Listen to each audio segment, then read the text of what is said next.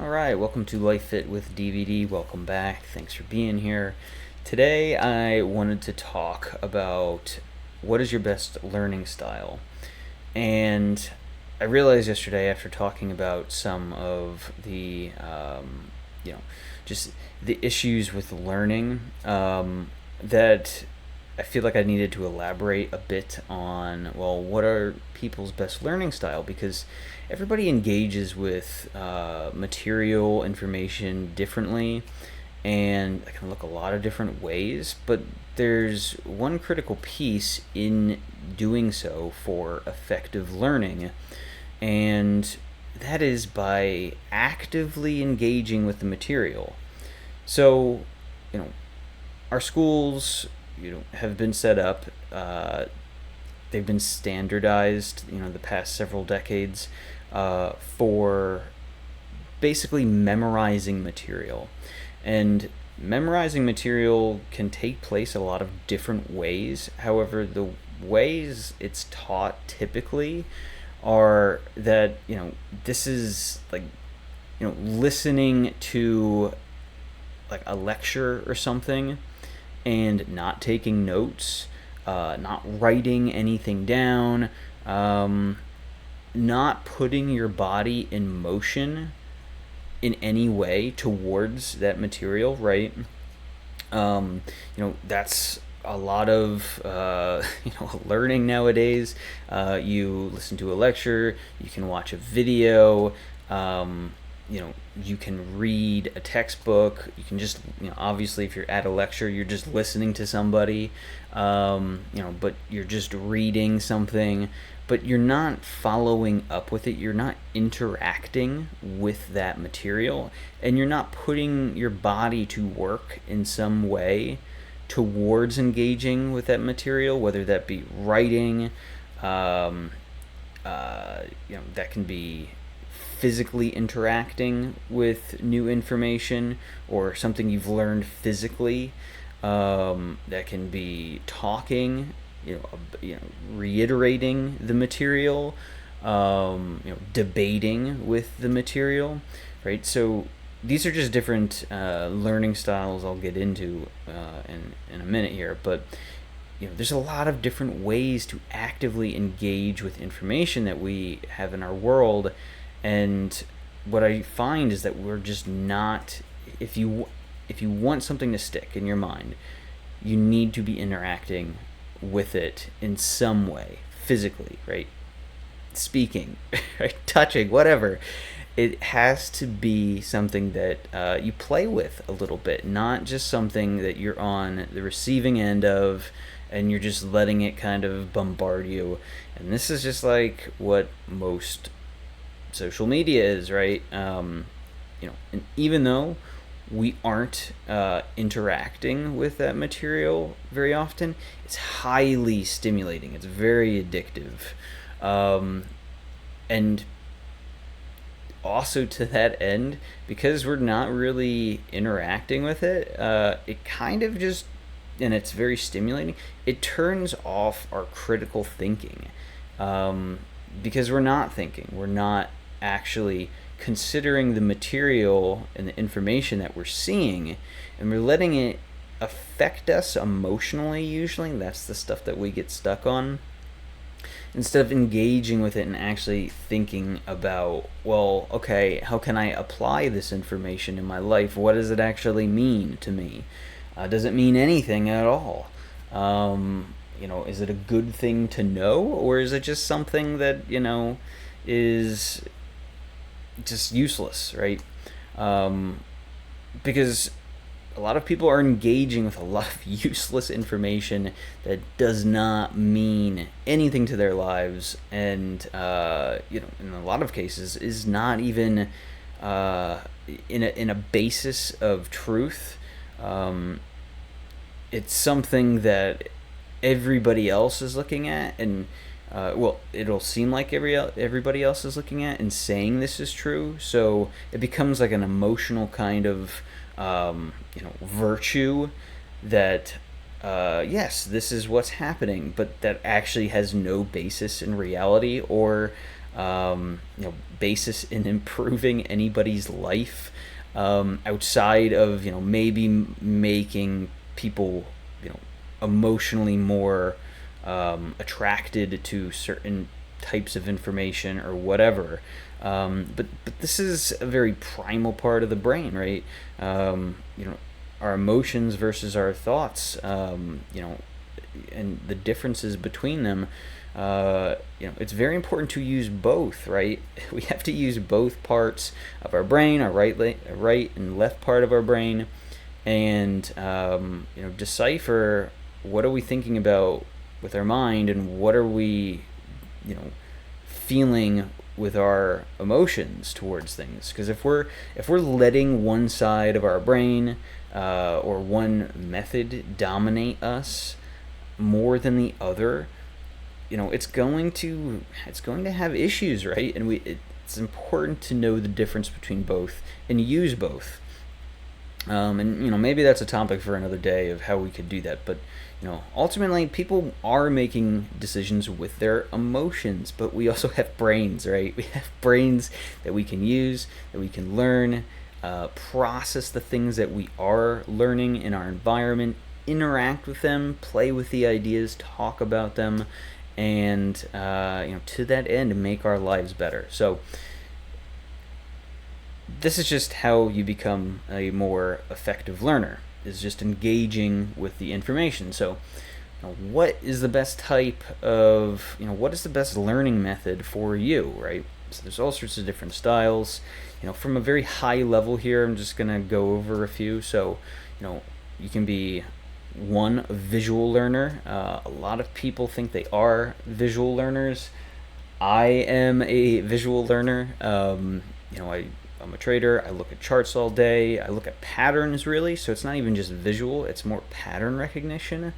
And taking the patterns of the things that I've learned in the past, looking at history and the patterns of history, right? Not the specific details, but just the general kind of theme or pattern or symbolism that is involved in a lot of the events and experiences that we have, and applying them to your life, right? So maybe I'm incorporating two different learning styles here, but visual learning is using pictures, images, spatial understanding of distances of things, and ultimately using diagrams, charts, and just visual representations to aid your learning.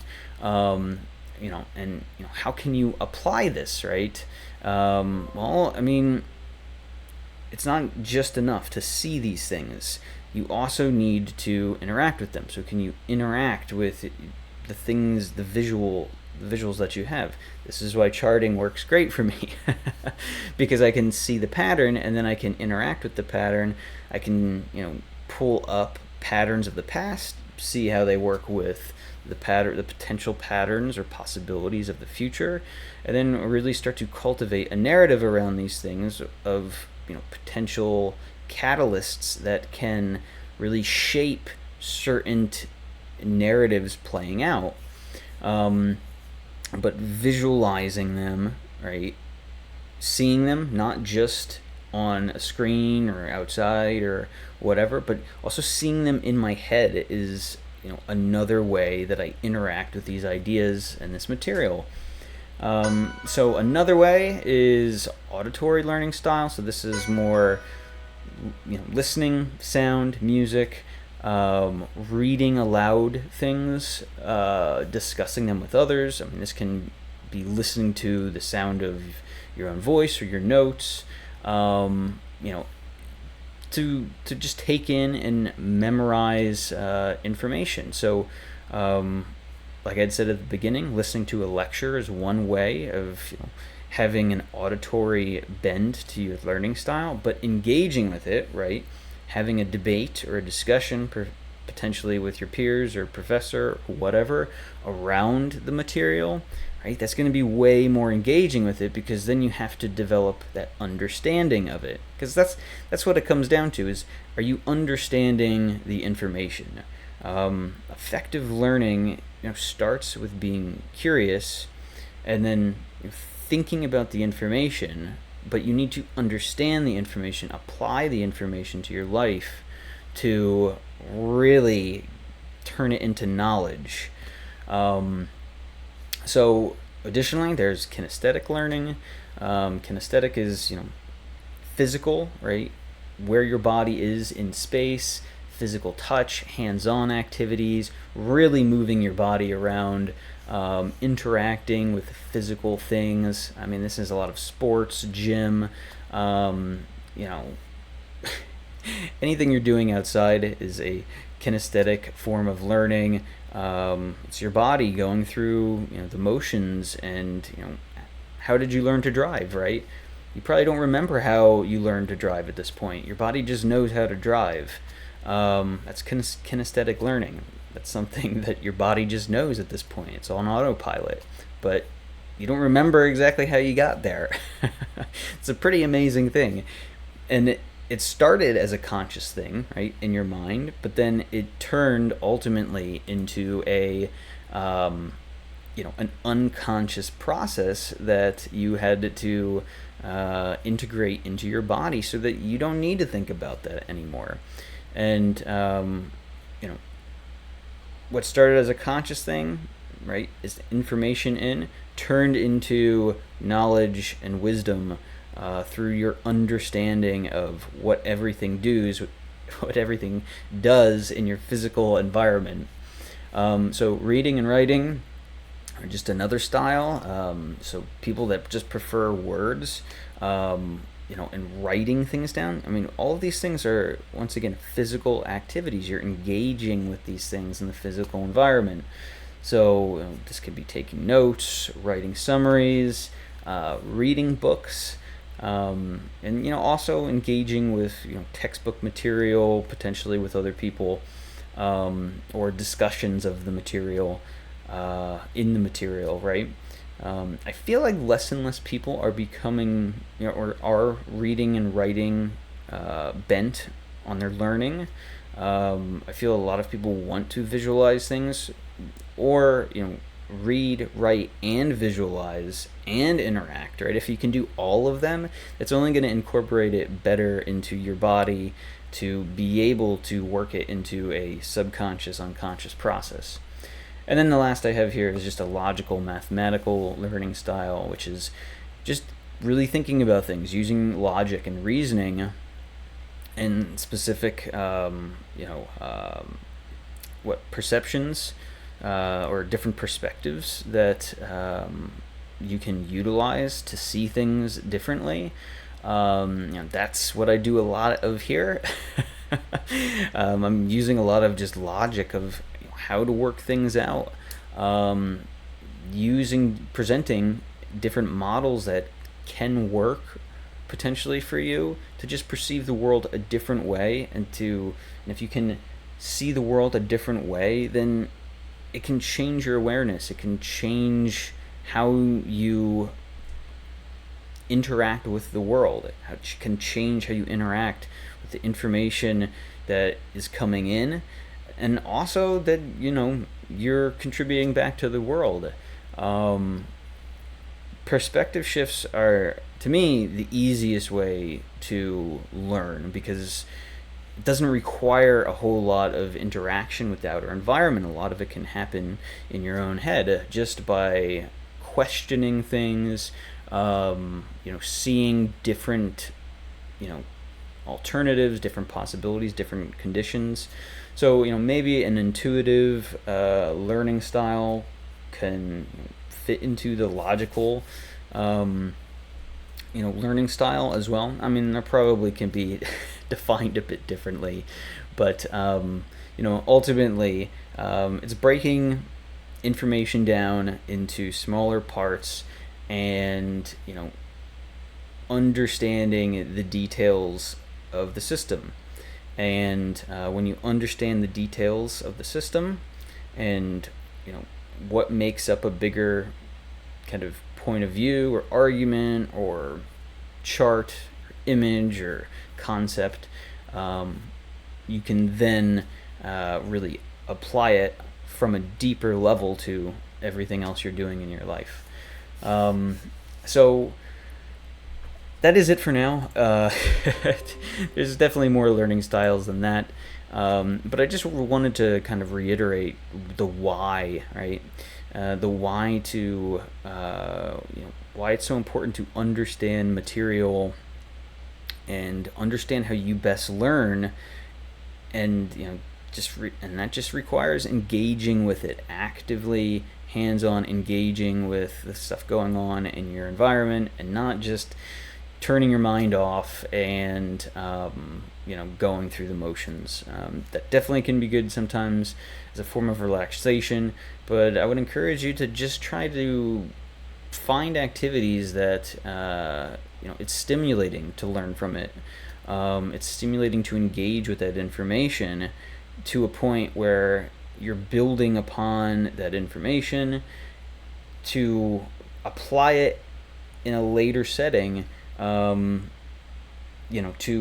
ultimately increase more understanding and hopefully, success in the things that you're doing in your life. So let me know in the comments how you best learn. Are any one of these styles preferred by you? Are there different styles I left out? Let me know. If you enjoyed this, like or subscribe. That'd mean a lot. And until next time, I'll talk to you later.